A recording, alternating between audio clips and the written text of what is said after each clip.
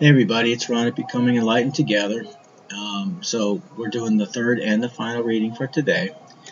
This one deals with a person or group of persons who are literally possessed, demon possessed, for lack of a better way of putting it. They're possessed by some notion, basically, that you need to be either removed completely from the picture, or that whatever energy, power, uh, traits, gifts that you may have, you need to be stripped of those so that this group may flourish, continue to flourish. You are the opposition for them. Um, you never knew that you were in any kind of a war battle with this group or this per se. It'll be different for everybody. So I'll just see it the way that I originally saw it. It seemed to come out as an individual at first, but then it seems to reflect a group activity or group thinking or a group of people participating in activities that are detrimental to you, or at least that's their desire, their hope. But because you are resonating at a higher vibration frequency, you are God's anointed, and of course, from a Christian perspective, yet again, touch not my anointed ones, they will be punished. And from a karmic perspective, whatever you put out there comes back to you. So you've been putting negative energy on somebody else, you know, especially somebody who has done no wrong to you or nothing whatsoever to harm you in any way, shape, or form, has done nothing specifically against you. If you feel that they've attacked you because they've spoken some form of truth on here, for example, then that's on you. It's not on them. Okay? So the results are going to be the same. You're doing what you are clearly here to do. You are with God's purpose. You are in your purpose in this lifetime. And they are, as a direct result, inspired to fight against you. They don't understand it because they're just empty vessels in many cases. Some of them are working, for a cause they don't even understand. They're working for agencies they don't fully understand. But they've given themselves over simply because of their acts of omission and commission. Going along with, these energies, so to speak. Okay? Now, yes, when I address sometimes the shadow work, we talk about our demons going within. And yes, we do have our dark sides that we have to contend with and put into check. That's not what I'm talking about. There are also generally very real energetic influences or individual personalities. Okay? You call them whatever you want. Call them, demons. You could call them spirits, disembodied spirits. You could call them the Jinn. You can call them the Nagas. You can call them whatever it is that you want to call them. But they have a negative connotation attached to them. And they utilize people who also have very low or very limited vibrational, output, which renders them basically an open and easy vehicle to be hijacked and utilized in this particular warfare. Now, most exoteric belief systems talk about this to some degree or another, but we do see that even in the esoteric, the use of energy and everything else, simply by belief alone, that a lot of these entities could theoretically be manifested as reality by the energy that's put into the form of worship or whatever the case may be, these entities. There's a lot that could be said about that. I don't want to get too much into it because it gets off into too many other tangents that are very difficult to make a case for individually, especially with the limited amount of time that we have here. I'll just say this, that there are those who feel that they are partaking on a side, if you will, that utilizes dark, I would just say unjust, unrighteous, um, harmful. Everything that you can think of that's low vibrational, you can classify this type of, tactical mindset to, because there are no rules, if you will. Just like in a real fight, there are no rules, right? And we are like fighting a caged fight. We're like MMA fighters, very disciplined, conditioned, and everything else, but we're not fighting fair because we're fighting against those who don't go or play by the same rules. They play by a different set of rules. Now, they can't touch us, don't get me wrong.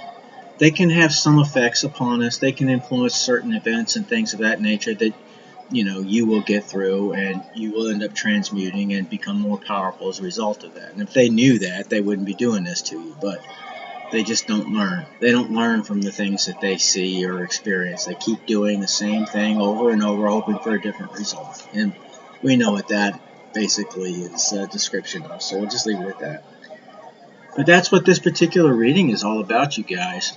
This final reading for this week, again, talks about a group of possessed individuals, or at least one possessed person, who you may not even know has been working diligently behind the scenes, and in some cases, the whole of your life. In other cases, it may be fairly new influences and everything else that have taken up this battle, and you've simply been fighting different battles your whole life. Now, it could be a mixture of both of those things as well. Some of us have been getting it nonstop. So, and this isn't a, feel sorry for me, pity party type of thing. This is just recognizing things for what they are and helping others who might be out there searching for, answers to their questions. Some relief to that, okay? Some possibility to, add to their equation, so to speak, so that they have a better understanding of the problem as a whole. Alright, so with that being said, the overall energy for the last day of this week is that of Ewas, but it's in the reverse. Okay, so it talks about long journeys, talks about changes, sudden, unexpected changes, bad timing in our life, things that are happening that we weren't expecting, we didn't want to happen in our life, but we're being forced to live that. So it talks about somebody who's also feeling cornered at this time, maybe a form of reckless haste or movement that is producing absolutely nothing positive, feeling very mistrustful at this time period because people have been throwing you under the bus, you've been throwing people under the bus, and now it's all coming back to haunt you guys. Finding bigger lies to cover up the lies you told the last time around. So there's also betrayal and disharmony as a direct result of this energy that we're seeing from the karmic in particular. Now, the past, or the energy that we pulled, for today, Saturday, last Sunday, is that of I saw. And I saw talks about, frozenness or stagnation or being, frozen in place, not being able to move, or energy loss and separation. Talks about challenges and frustrations and ill feelings of all types. Talks about even psychological blocks to movement, including those things that are like our grievances or whatever. We're not able to move forward because we're feeling, unjustly taken advantage of, or whatever the case may be. Now, the karmics may feel this way too, of course, unjustly so, but to the best of their ability, their reasoning capacity, they're not getting the evil desires that they put forward because you're not going along with their agenda. You're not caving in. You're not giving them the success that they want. So they hate you even more for that. That kind of thinking is what I'm getting at. Alright, so the disharmony and the betrayal and all that is causing some of them to rethink, their position, their decisions in this lifetime. So, that's basically what we're seeing with both the overall energy and the energy that we pulled for today. Now, the actual energy at presently is that of Radho. And Radho is basically in the upright in this case, so that's a positive sign that this week is finishing off in hopefully a more positive light. Although we don't see that in its conclusion, we see that there is certainly light at the end of the tunnel. And that means even for some of the karmics who are, really evaluating their decisions, which side they're partaking in and everything else and what that means. So the present energy of Radho is the blessed journey. We already know that the overall energy of Ewas in reverse is the long journeys. Well, this is the blessed journey, and it is a blessing to those who have been moving in accordance with that understanding, knowing that no matter how hard things get, or things seem to get so twisted, or that no matter how many good things you've done in this lifetime, even though it may only be you and your maker who's aware of those things, because you did that with that in mind. You didn't want to make a huge scene about it, or bring, a bunch of well, you didn't want people peering in on what you were doing, because you know that more or less it takes away from, your blessing. This blessing is shared between you and your maker for doing the right things, oftentimes at great cost to yourself. So the only ones who know about it is you, your maker, and in some cases the person who you tried to do some form of goodness for, or a situation or a group. Okay, these people get their rocks off on the other side of that spectrum, so to speak. Okay, and that's what we're seeing here. So with the blessed journey, we see all things in relation to moving forward or making forward movement. It doesn't matter whether we're talking about moving, literally moving from one location to another, or the method in which we're moving with a vehicle, airplane, or a boat, or whatever the case may be, that we're making a journey, we're making forward progress. And it also refers to not just physical movement, but also spiritual movements as well. Again, implying that some people who are really taking this spiritual journey a little bit more seriously now, that some of the recompense of their sins is now being made manifest. They don't like what it is that they put upon other people all their lives. Now that they experience it, they can realize that all the laughter and all the finger pointing and all the people who they've crushed over their lifetime, they are now experiencing some level of that themselves. So they can understand, relate, build, and maybe for the very first time ever understand what empathy really is. They want people to feel sorry for them and their plight right now, even though they themselves created it. And they created it for many others who were unknowing and too good-hearted to do anything about it before. And that's a fallacy. And again, this is where the balance comes in. You can err on the light side just as well as the dark side. You have to be balanced. You have to understand when to apply, those gifts that you have, and to whom to apply them, and what situation to apply them, or when to pull back that energy. You have every right to do that. In fact, because more is given to you, more is expected of you, and that is true. Wisdom has to come along with this journey as well. And sometimes we forget that, We put so much into the hands of, our spiritual team, our ancestors, the Most High Himself, or whatever the case may be, and try to remove all responsibility from ourselves. But that's not the way it works.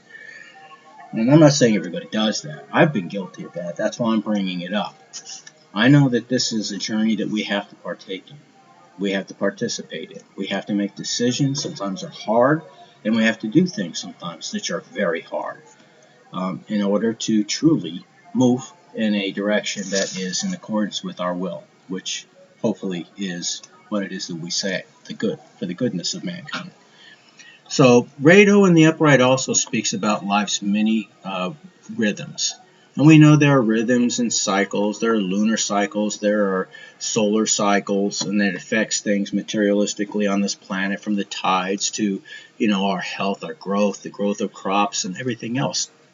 And we also experience that here on a much smaller level, okay? Individually, with other groups of people. We have, if you've ever heard or read anything about biorhythms, you know that you have periods of time in a month or whatever where you are more physically energized, and other times where you are more intellectually stimulated and capable, and other times where you're just supposed to rest because those things are being hampered.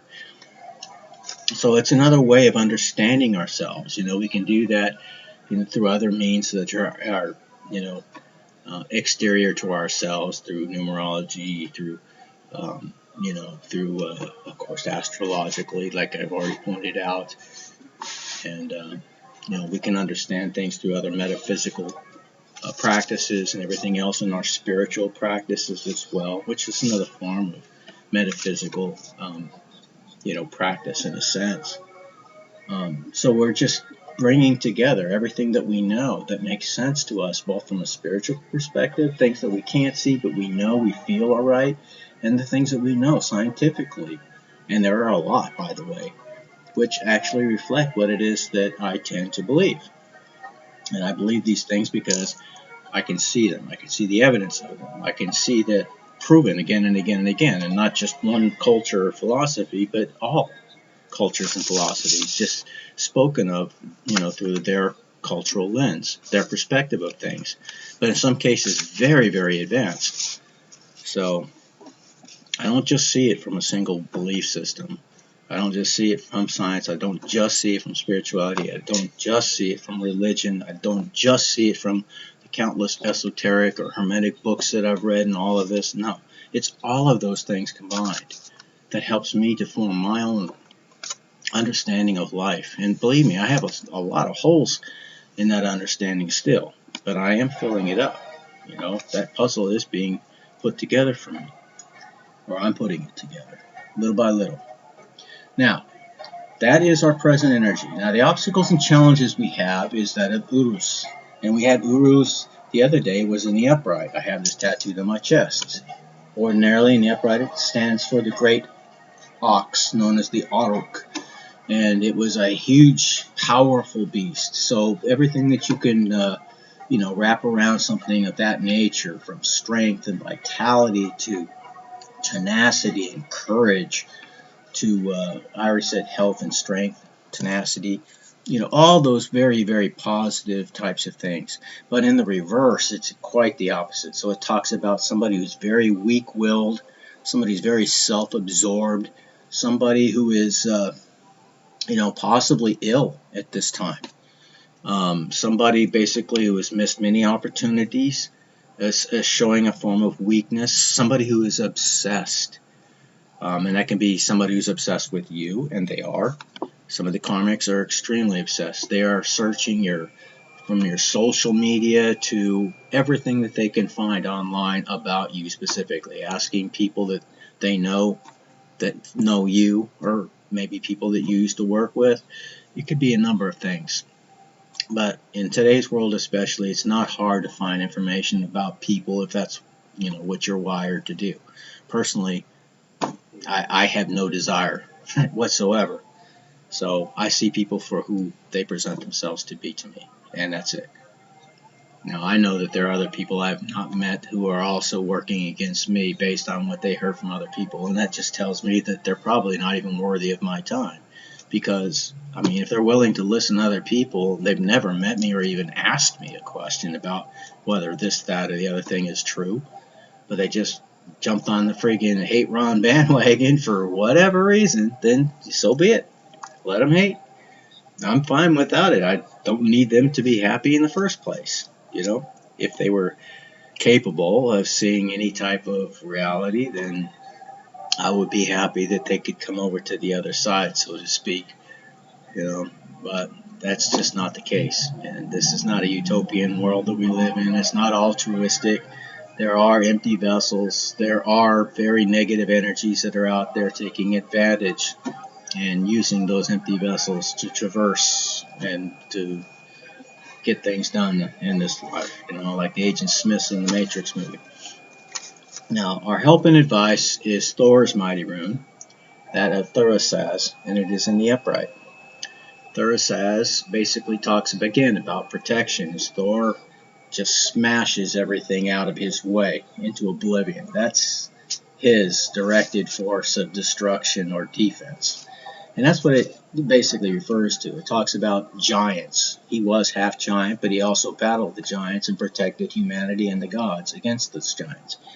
The word thorn is another means of protection, as it protects the delicate flower that we know of as the rose. Okay, so that's kind of the energy that it entails. It's a protective energy, so to speak, but it does so by smashing things, out of the way. It doesn't do it in a calm, cool, and collected manner, so to speak.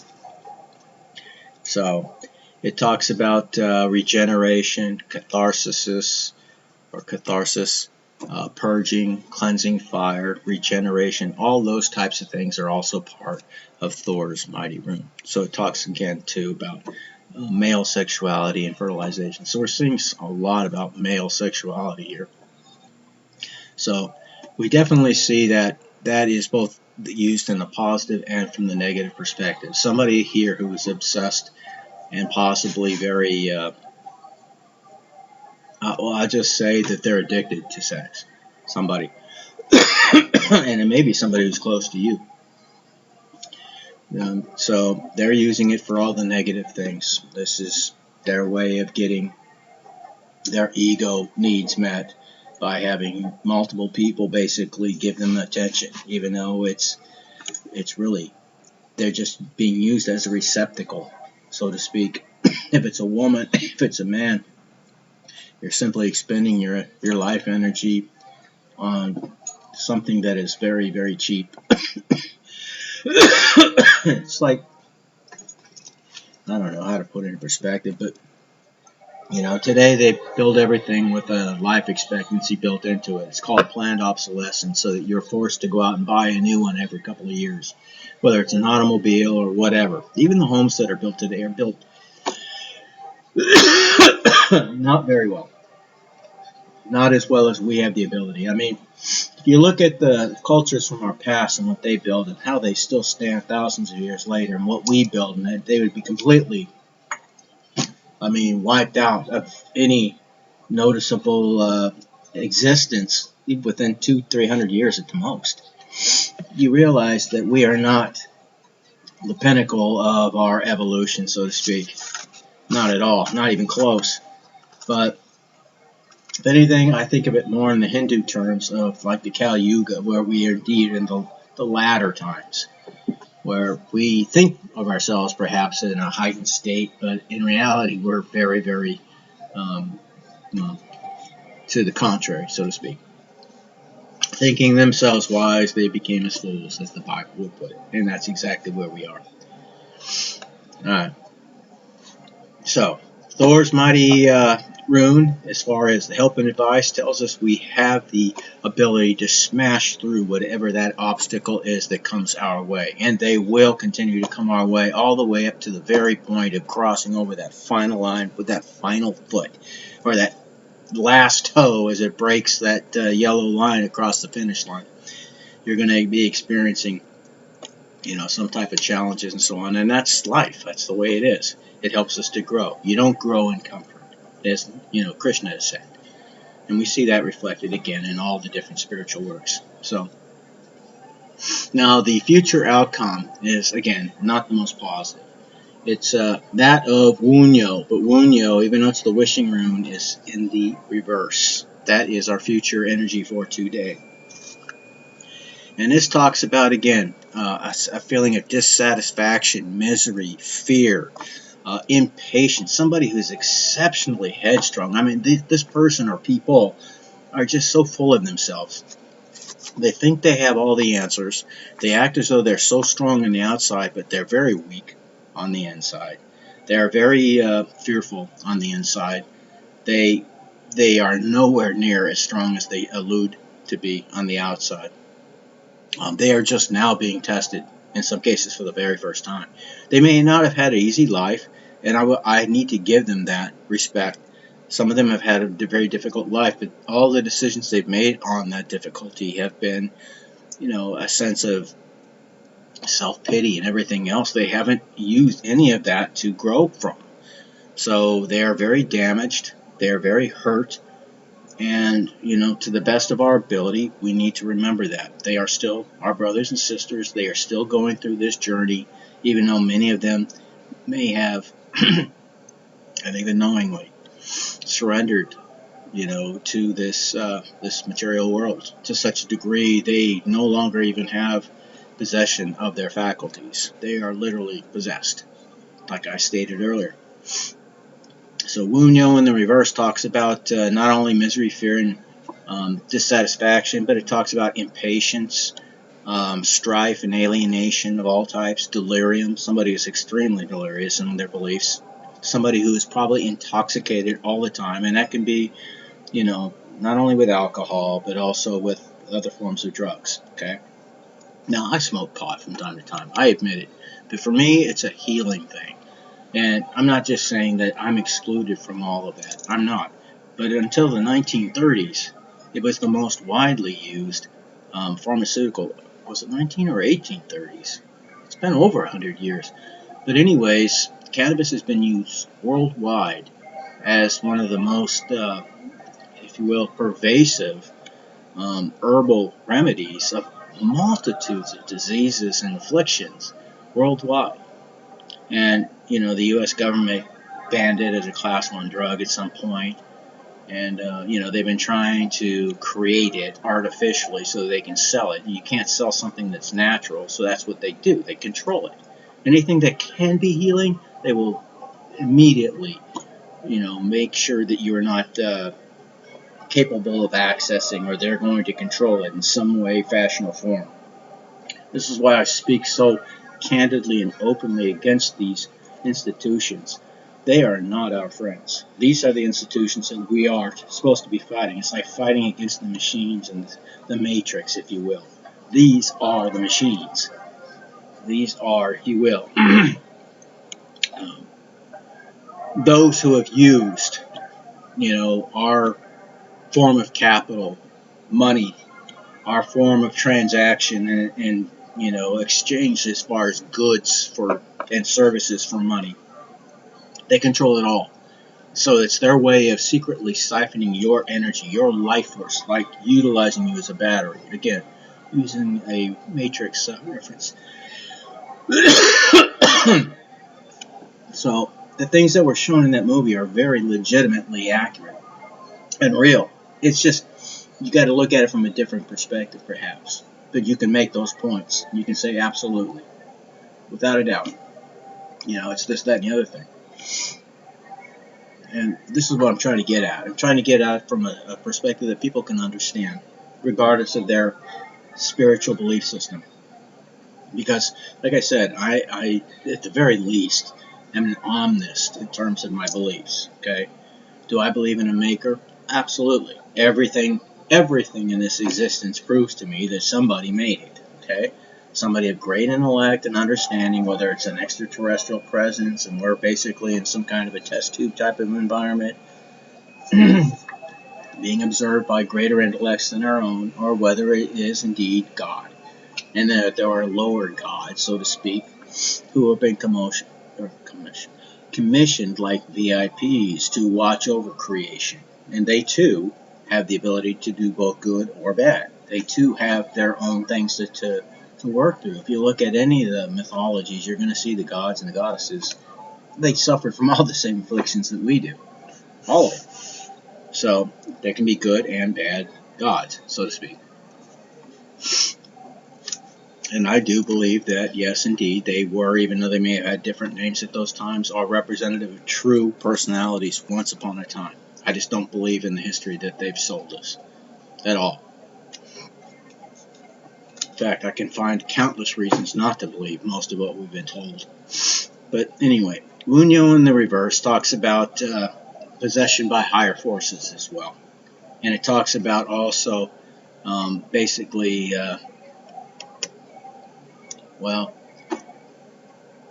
being brought down by a higher force. Okay, so, they've been marked. They have made their decisions. They have chosen which direction they're going to go, and they've been sealed. And as a result of that, again, some of them are going to be used fully by these darker forces to their point of destruction. They're going to be tossed aside like tinder, so to speak. And it's a terrible thing to say, seeing it here before it even happens. Wanting these people to wake up and to fight their way out of this, but knowing that they won't. But I do see that there is the possibility that there are some who might.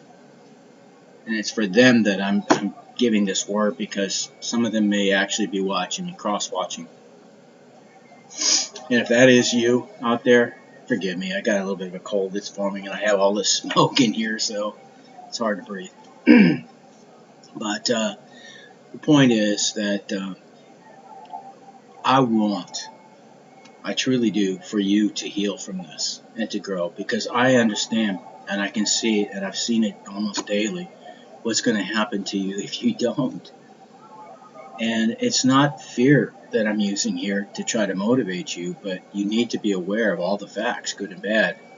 And you think that you're going to get this or that, promised from forces that are basically responsible for and given titles, in terms of their lack of truthfulness, their lack of integrity, and yet you want to make deals with energies like that. So you think you're in control, but they're controlling you. Okay? And it's just that simple.